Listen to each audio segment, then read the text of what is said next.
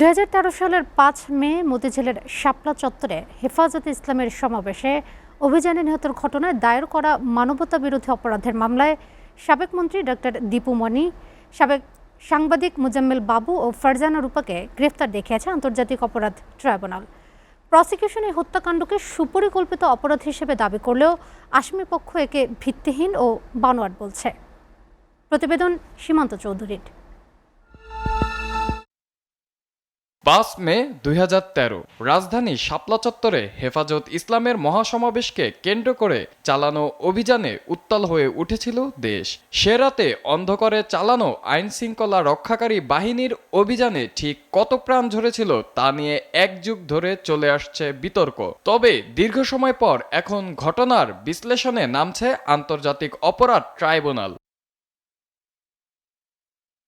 তদন্ত সংস্থার প্রতিবেদনের বরাতে প্রসিকিউটর বলছে, সেদিন ঢাকা ও ঢাকার বাইরে ৪টি স্থানে মোট ৫৮ জনের প্রাণহানি ঘটে। এর মধ্যে রাজধানীতে ৩২ জন, নারায়ণগঞ্জে ২০ জন, চট্টগ্রামে ৫ জন এবং কুমিল্লায় এক নিহতের তথ্য নিশ্চিত পাওয়া গেছে। এই ঘটনার দায় এবং তথ্য বিকৃতির অভিযোগ এবার কাঠগড়ায় সাবেক মন্ত্রী ও জ্যেষ্ঠ ২ সাংবাদিক। যুক্তিতর্কের মধ্য দিয়ে আমরা তুলে ধরেছি এবং আমরা মাননীয় ট্রাইব্যুনালের কাছে তার বিরুদ্ধে জানিত যে চার্জগুলো আছে সেই চার্জগুলোর উপযুক্ত যে চার্জগুলোর প্রমাণ সাপেক্ষে উপযুক্ত শাস্তি আমরা দাবি করেছি। শুনানি শেষে আদালতে সাবেক শিক্ষামন্ত্রী ডাক্তার দীপু মনি, সাংবাদিক মোজাম্মেল বাবু ও ফারজানা রূপাকে গ্রেপ্তার দেখানোর আদেশ দেন। একই সাথে আগামী ৭ জন তাদের সশরীরে ট্রাইব্যুনালে হাজির করার নির্দেশ দেওয়া হয়েছে। তবে আসামিপক্ষের আইনজীবী শুরু থেকেই এই আইনি প্রক্রিয়াকে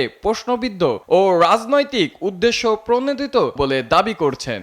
৫৮ জনকে তো আসলে আমরা কখনো দেখি নাই। ৫৮ জনকে চিহ্নিত করা হয়েছে কিনা, ওদেরকে কবরস্থ কোথায় করা হচ্ছে, ওদের পারিবারিক যেই কি বলে বিস্তারিত যেই বিবরণ সেগুলো এসেছে কিনা এইগুলো দেখতে হবে, এগুলো আমরা এতদিন পাইনি। প্রসিকিউশনের পক্ষ থেকে আরও জানানো হয়, শাপলা চত্বরের এই হত্যাযজ্ঞ ঘটনায় সাবেক প্রধানমন্ত্রী শেখ হাসিনা সহ মোট ৩০ জনকে এই মামলার আসামি করা হচ্ছে। এক যুগেরও বেশি সময় আগের ঘটে যাওয়া এই রক্তাক্ত অধ্যায়ের বিচার এখন কোন পথে এগোয় সেদিকেই নজর দেশবাসীর। সীমান্ত চৌধুরী, SA TV, ঢাকা।